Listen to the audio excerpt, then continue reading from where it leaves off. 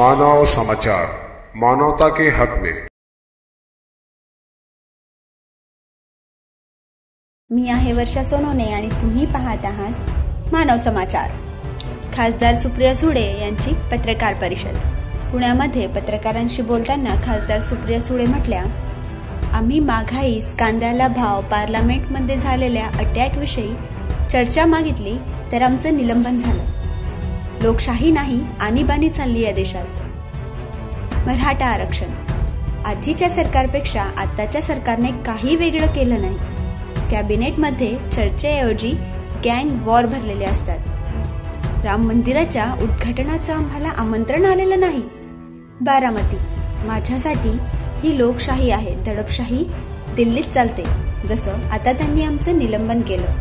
Drugs, एवढा मोठा drugs mafia पुण्यात सापडला, यावर राज्याचे गृहमंत्री म्हणाले होते की आम्ही सगळं याबाबत एक्सपोज करू। आम्ही गृहमंत्र्यांना यात पाठिंबा देणार असं जाहीर केलं होतं। चौकशीचं पुढे काय झालं? रात गई बात गई, एवढा मोठा विषय गृहमंत्र्यांनी अर्धवट सोडून चालणार नाही, असं खासदार सुप्रिया सुळे पत्रकारांशी बोलताना म्हटलं। अशाच बातम्यांसाठी पाहत रहा मानव समाचार।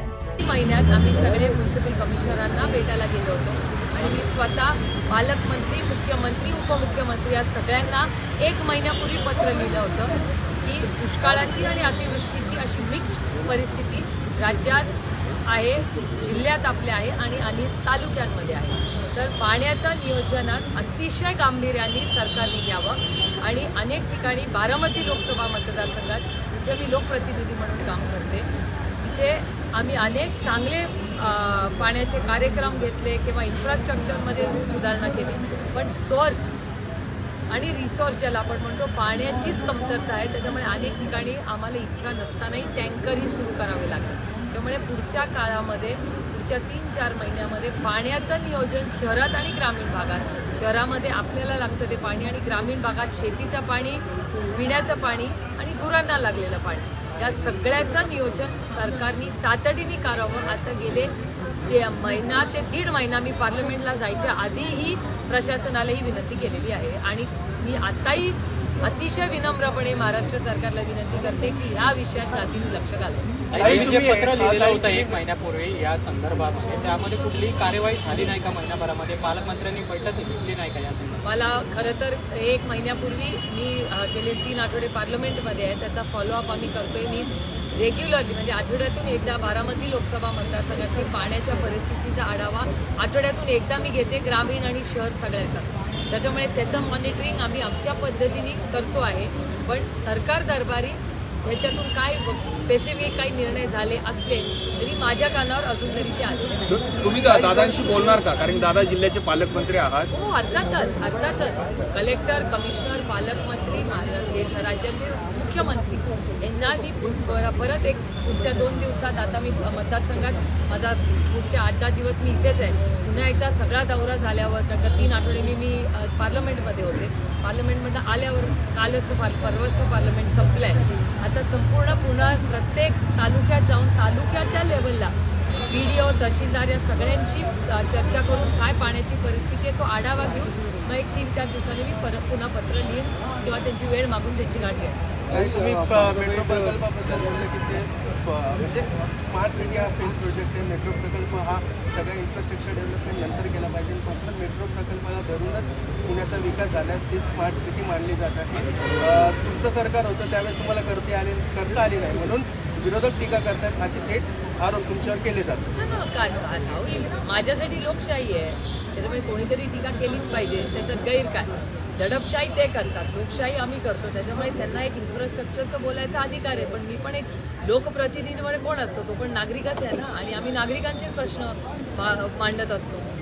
आता नागपूरमध्ये जे झालं, तुम्ही माहिती आहे अतिवृष्टी झाली, काय झालं नागपूरच्या इन्फ्रास्ट्रक्चरचं? फुल्ली कोलॅप्स झालं, कारण का तिथले सगळे नाले बंद झाले। त्याच्यामुळे जे काम नागपूरमध्ये झालं मेट्रोचं पूर्णपणे, आणि नागपूरची मेट्रो हॅज फेल्ड, ते प्रॉफिटमध्ये नाही आहे प्रोजेक्ट। आता पुण्याचं होतं आहे त्याला माझा अजिबात विरोध नाही, पण माझं म्हणणं आहे जसं इन्फ्रास्ट्रक्चरमध्ये जसं मेट्रोच्या इन्फ्रास्ट्रक्चरला पैसे घालता तसे गटारासाठी, फुटपाथसाठी, कचऱ्यासाठी, पाण्यासाठी यालाही तेवढंच करा ना पैसे. तेव्हा आम्ही जेव्हा पैसे मागायला जातो तेव्हा म्युन्सिपल कॉर्पोरेशन आम्हाला म्हणतं पैसे नाही, बजेट संपलं आमचं. मग मेट्रोसाठी तुम्हाला बजेट आहे पण आमच्या मूलभूत सुविधांसाठी नसेल, आम्ही त्यासाठीच तर न्याय मागतोय. काही अधिवेशन पार पडलेलं आहे, मात्र त्यानंतर 200 खासदारांचं निलंबन त्या ठिकाणी करण्यात आलेलं आहे. काल या संदर्भात बोलताना दादांनी समर्थन केलेलं आहे, तिथे निलंबनाची कारवाई झालेली आहे आणि उपराष्ट्रपतींची अशा पद्धतीने मिमिक्री करणं, टिंगल करणं हे चुकीचं आहे आणि नियमाला धरूनच हे निलंबन आहे असं अजितदादा. कशाला नियमाला धरून मला नाही वाटत त्यांचं तुम्ही अर्ध स्टेटमेंट सांगताय. ते असेही म्हणाले की मला त्याची फारशी माहिती नाही, पण जर झालं असेल तर असं मला वाटतं ते बोललेले आहे. करेक्ट?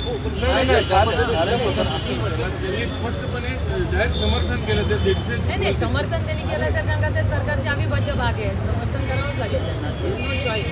मी स्वतः पार्लमेंटमध्ये होते आणि तुम्ही रेकॉर्ड माझा चेक करू शकता. राष्ट्रवादी काँग्रेस पक्षाचे आता 5 लोकसभेत आणि 4 राज्यसभेत खासदार आहेत. त्यातल्या एकांचा मी नाही सांगू शकत कारण का आता ते वेगळे बसतात, दोन्ही ठिकाणी एक वेगळे बसतात. पण आदरणीय पवारसाहेबांनी आम्हाला सगळ्यांना, मी 18 वर्ष खासदार आहे, आम्ही कधीही वेलमध्ये जात नाही, आम्ही कधीही घोषणा देत नाही, आम्ही कधी बोर्ड दाखवत नाही. आणि याचा उल्लेख माननीय प्रधानमंत्र्यांनीही केलेला आहे की राष्ट्रवादी काँग्रेस पक्ष आणि बिजू जनता दल हे 2 असे पक्ष आहेत जे अशा कधी गोष्टी करत नाही, ज्या आम्ही कधी केलेल्या नाही. तुम्ही माझा रेकॉर्ड चेक करा, त्या दिवशी व्हिडिओ पण चेक करा की आम्ही घोषणा दिलेल्या नाहीत. आम्ही फक्त एवढंच म्हणत होतो की आम्हाला चर्चा पाहिजे. अमोल दादा आणि मी एवढीच मागणी करत होतो की हाऊसमध्ये ऑर्डरमध्ये आणा. एक दुसरं, जो हल्ला झाला आहे कन्व्हिनियंटली काय झालंय, सगळे हल्ला झाल्यावर कोणीच आम्हाला प्रश्न विचारत नाही. म्हणजे पुण्याला खासदार आता नाही आहेत, पण आपल्या जिल्ह्याचे 2 खासदार ज्या दिवशी हल्ला झाला त्या दिवशी हाऊसमध्ये होते. त्याचा कोणी का मला प्रश्न विचारत नाही की हल्ला झाला आहे तुम्ही विसरलाय सगळे. अहो 500 खासदारांचा चालत होता त्या दिवशी कार्यक्रम. जर त्या माणसाकडे बॉम्ब असता, जर त्याच्या माणसाकडे जो गॅस होता तो दुसरा कुठला तरी असता किंवा तो एक सेल्फ डिटोनेटिंग माणूस असता आणि बॉम्ब ब्लास्ट झाला असता, काय झालं असतं लोकसभेमध्ये त्या दिवशी? हे सगळेच विसरले. सगळ्यात महत्त्वाची बिल्डिंग जिथे या देशाचे व्हाईस प्रेसिडेंट असतात, उपराष्ट्रपती असतात, प्रधानमंत्री असतात, स्पीकर असतात, अतिशय महत्त्वाची वास्तू आहे ती. आम्ही काय फक्त खासदारांबद्दल बोलत नाही, तिथे खूप मोठा स्टाफ असतो, तिथे पोलीस यंत्रणा एवढी मोठी असते. एवढ्या महत्त्वाच्या वास्तूमध्ये तिथे प्रधानमंत्री रोज येतात, उपराष्ट्रपती रोज येतात, स्पीकर रोज असतात. अशा ठिकाणी जर हल्ला होत असेल, एखादा माणूस उडी मारून त्या लोकसभेमध्ये जिथे प्रधानमंत्री बसतात तिथे उडी मारून गॅस सोडू शकतो असा, तर या देशाची सेफ्टी आणि सिक्युरिटी जबाबदारी कोण घेणार? काय अकाउंटेबिलिटी नको?